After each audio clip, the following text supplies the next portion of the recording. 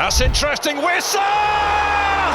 বিশ্বকাপের শুরুটা হয়েছিল পর্তুগালকে রুখে দিয়ে। প্রথম ম্যাচে পর্তুগালের সঙ্গে ড্র করায় অনেকেই ভেবেছিল একটি অঘটন হয়তো, কিন্তু ডিআর কঙ্গো যে সেই ম্যাচে অঘটন ঘটায়নি সেটি যেন প্রমাণ করলো নকআউট নিশ্চিত করে।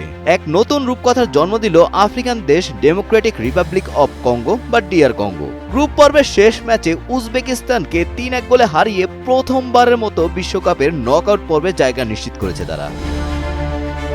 ম্যাচের শুরুটা অবশ্য কঙ্গোর জন্য সহজ ছিল না। মাত্র 10 মিনিটেই উজবেক অধিনায়ক এলদার সমরুধভের গোলে পিছিয়ে পড়ে তারা। তবে দ্বিতীয়ার্ধে দুর্দান্তভাবে ঘুরে দাঁড়ায় আফ্রিকান দলটি। দলের তারকা ফরওয়ার্ড ইয়র্না উইসা পেনাল্টি থেকে গোল করে সমতা ফেরান। ম্যাচের শেষ মুহূর্তে বদলি খেলোয়াড় ফিস্টান মাইলে গোল করে দলকে এগিয়ে নেন। ইনজুরি টাইমে উইসা নিজের দ্বিতীয় গোলটি করলে 3-1 ব্যবধানে ঐতিহাসিক জয় নিশ্চিত হয় কঙ্গোর।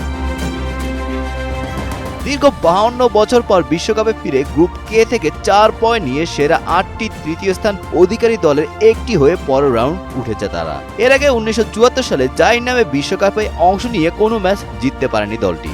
আগামী বুধবার আটলান্টা স্টেডিয়ামে নকআউট পর্বে মহাগুরুত্বপূর্ণ ম্যাচে শক্তিশালী ইংল্যান্ডের মুখোমুখি হবে ইতিহাস গড়া ডিআর কঙ্গো। গোলাম রাব্বানি, টাইমস টুডে।